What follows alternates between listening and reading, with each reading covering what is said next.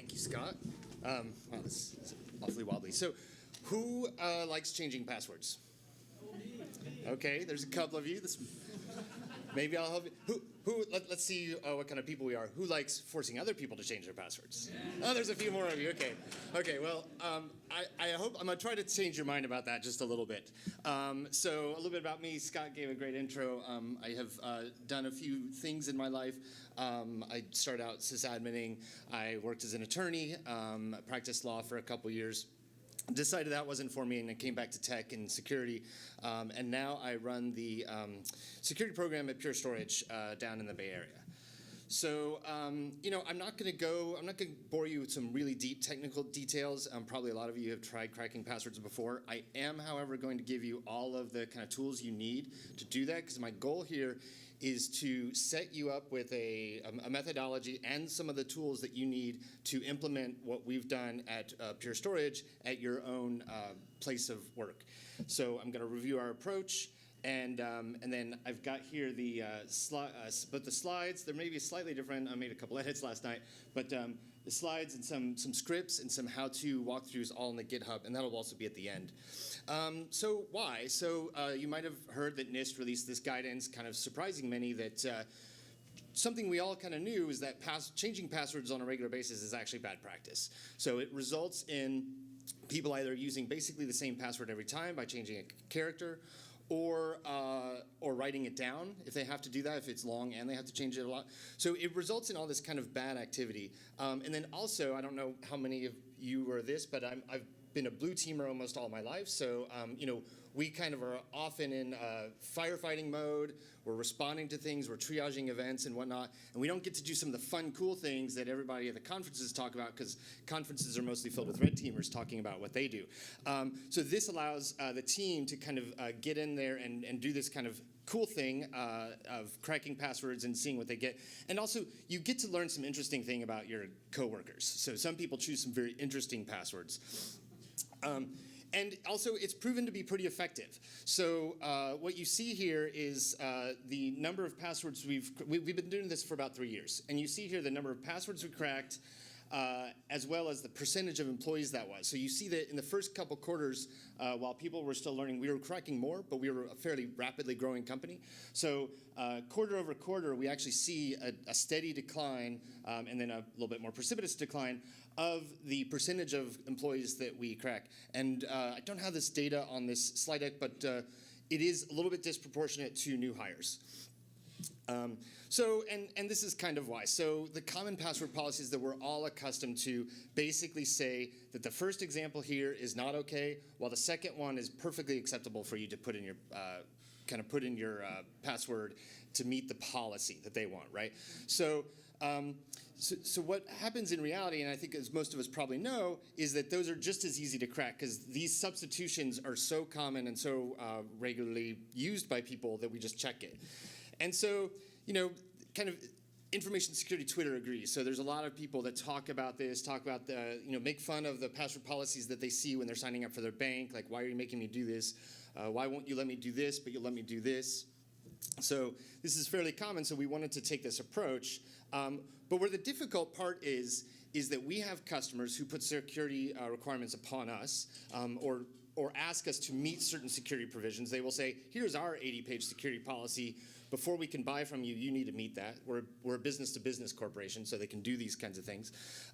Or we've got auditors, and you might be in a regulated company. You might have a SOC, Sarbanes-Oxley, that you've got to worry about. You might be working for a SOC 2 certification, ISO 27001, any of those. And you'll have auditors that come in, and they've been doing this for years, and they've got a checklist.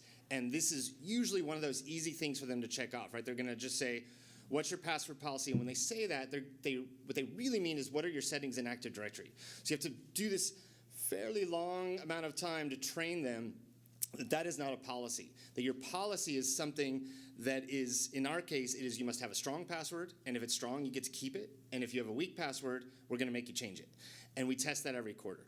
So you have to do this kind of retraining of your auditors and compliance personnel to let them know that that's what you mean, and that those settings in Active Directory are just a mechanism to assist your users to do that. So how do we do this? So I'm not going to go super technical, but I do want to, kind of give you an overview of what we do. And so the first thing you need is you need some sort of equipment, right? So you need either use of the cloud services such as AWS or Azure, or build your own kind of password cracking rig, which is also kind of a fun activity. Good reason to spend a little bit of money. And then you need to come up with some words. And something that's really good for coming up with dictionaries and word lists is really knowing your users. So, or knowing your target if you're kind of red teaming. But in our case, it's knowing our company. And so knowing our culture, knowing, knowing the geographic locations, and knowing the language that they speak, and then knowing kind of, this goes along with culture, the jargon, the internal jargon that we use. And then you've got to choose some kind of tool. And so we've actually landed on Hashcat, but Hashcat and John the Ripper are both really good examples of tools that are both free to use and totally get the job done. We started with Hashcat. It's historically a little bit more, has relied upon GPUs, which gives you a higher crack rate or hash rate. But in both cases, those work. I don't know how long some of you have been around, but back in the day when we were all in the same collision domain, Cain and Abel was a real fun one to run because it would listen on the network, pick up the hashes that are flying, the LM hashes usually, that are flying across the network, and just start cracking away. And then what we do is, I mentioned we do this every quarter, and we take about 7 days to do it. And I've actually got some new information here. We're in the middle of this process right now. There's 4 of us, and so we each take turns at a quarter. And we started this past Thursday and decided to use the newest set of GPUs in Amazon. And we usually took 2 days to do brute force, and that's just an easy way to check those low characters in case any administrators kind of behind the scenes change someone's password to a 7-character password or whatnot, which is below the minimum that we've set in Active Directory.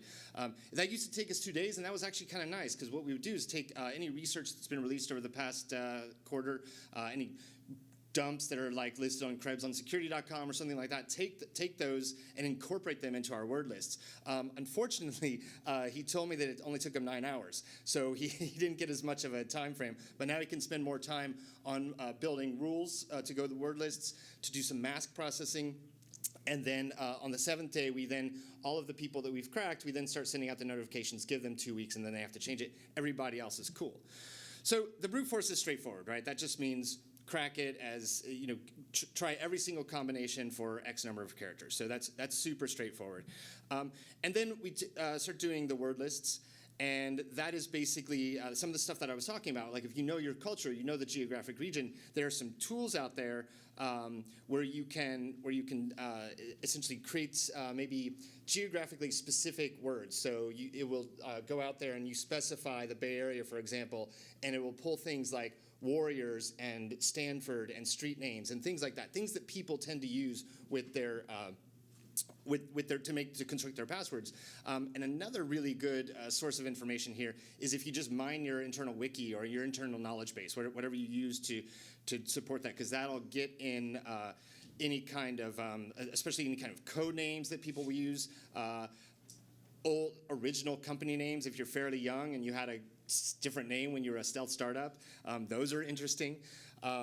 So then we move on to kind of the rules, and this is how you take those word lists, which are going to have an okay but fairly low hit rate, and turn them into that example at the beginning where you substitute the A for an @ symbol, the S's for $ or 5s, and things of that nature.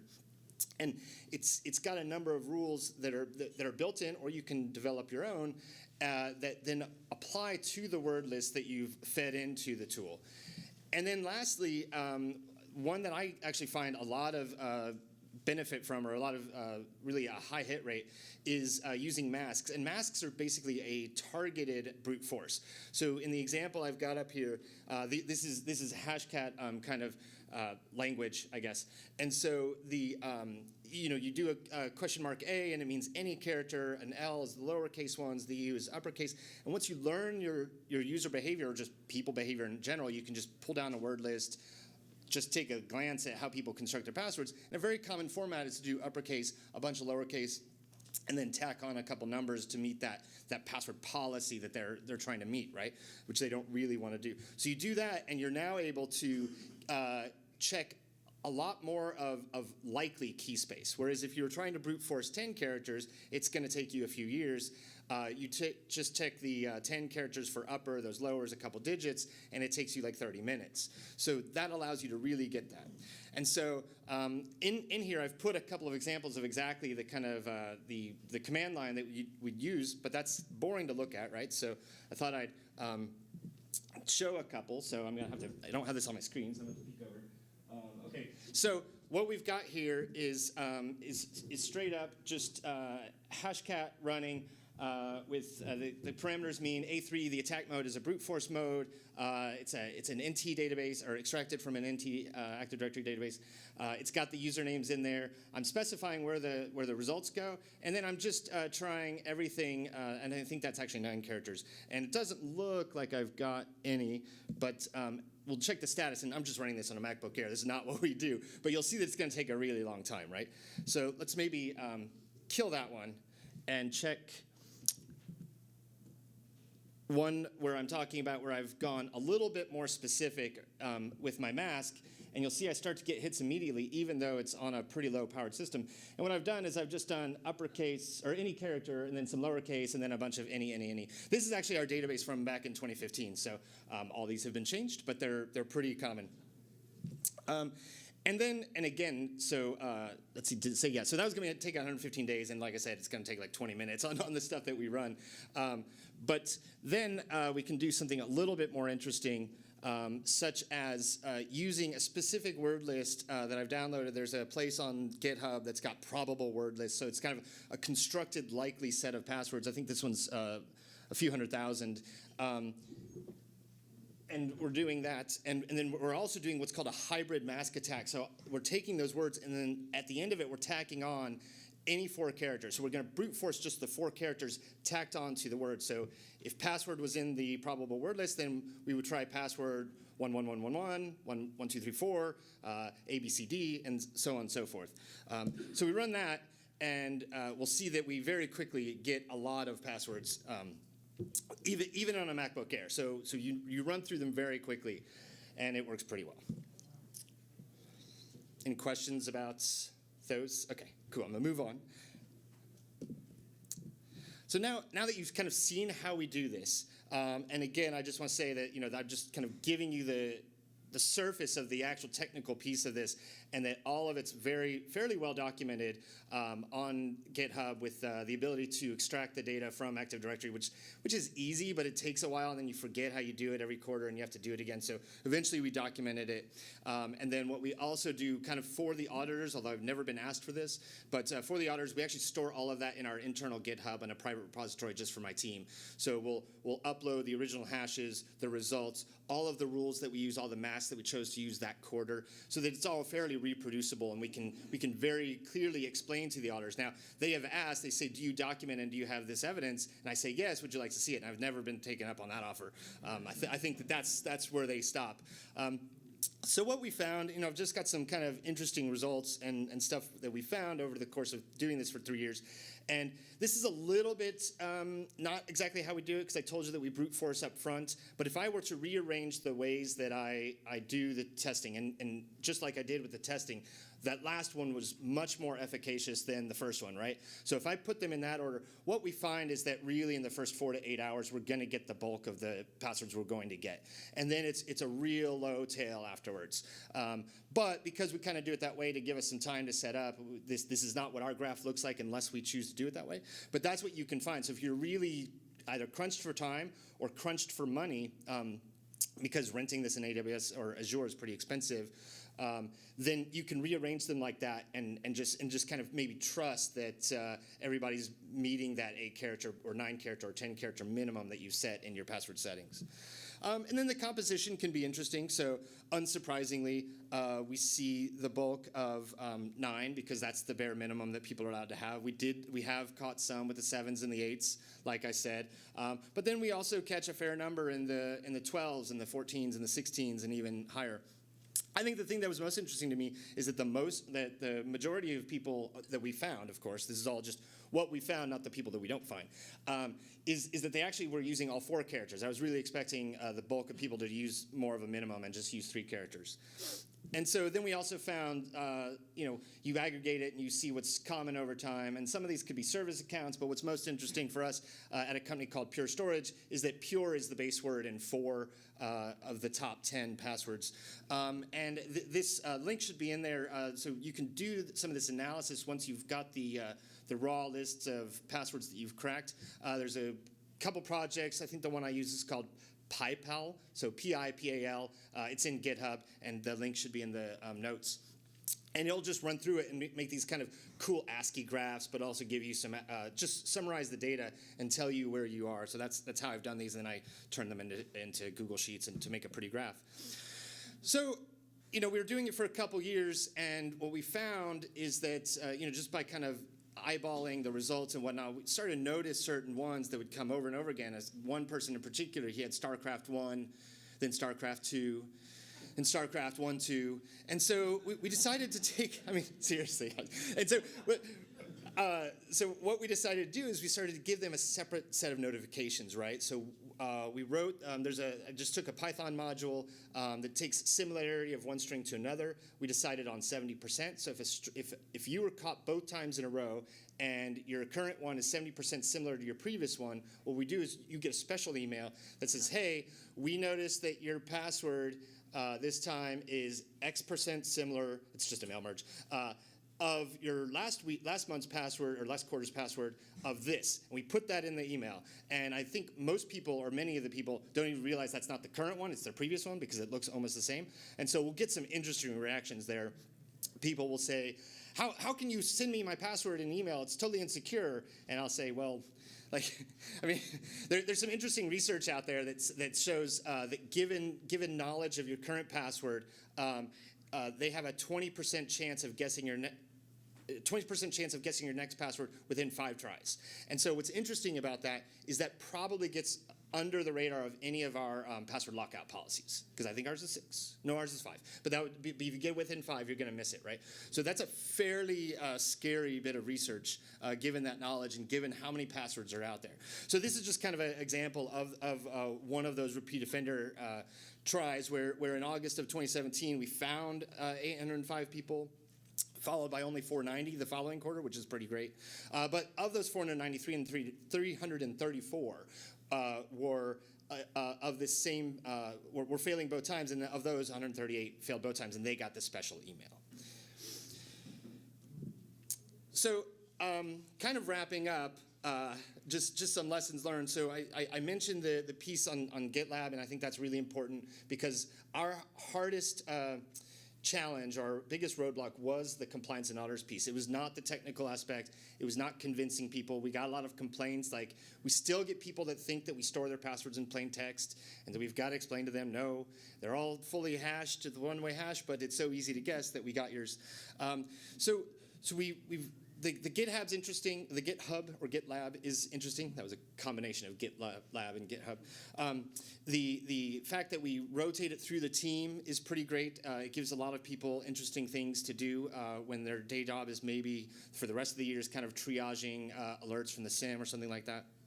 And so the other thing that's been interesting is that because this doesn't follow the standard change procedure at most companies where everybody's changing their password every 90 days, but it's completely dispersed across the company, right? Not everybody's doing it at once. Our help desk continues to get really nervous about this, even though at this point we're only sending about 230 or 350 notifications. And they get really nervous. They act like it's the first time we've done it every time. We've done it for 3 years. But the reality is that most people are going to, even though they've got the 2 weeks, they're going to wait till the last couple days to do it. Most of them are going to do it, and a few people are going to be locked out, but it's not really going to be any more than lock themselves out during the course of business when we're not forcing them to change passwords. So that's pretty much it. I'm open for questions if anybody's got questions. Okay. I'm curious about the crack rate for the passwords that Safari puts into Felix for you. Are you familiar with this? The suggested password from your app. I guess I'm not familiar. So it actually gives you a password, kind of like a password manager gives you? I am not. I'm not. So the big thing here is, and it's what we try to teach people. We've got a companion document that helps them craft strong passwords, because people are so accustomed to meeting those criteria and it being called a strong password. And so we've put this thing in that really tries to drive home, and this is a hard concept for people to understand, but tries to drive home that entropy is the important part. And so it really depends upon the Safari settings and whether or not it generates high entropic strings for your password. Because if so, then it's very hard for us. Because remember, one of the things that we do is we actually test for lower entropy by using those masks, right? Instead of testing everything through the key space, which is computationally too expensive, we'll test for those patterns that we see people using time and time again. So if the settings are good, it's probably a good tool. How hard was initial buy-off? Because most auditors and policies are like, hey, don't crack passwords, never have it in there. DoD says don't do it. You know, all these things in there. Right. And you're reversing it. So luckily, I don't have to answer the DoD. It is certainly helpful that I came into a company that was a startup that had absolutely no password policy when I came into it, and that this is the direction we went, and I didn't have to steer a ship into a different direction. So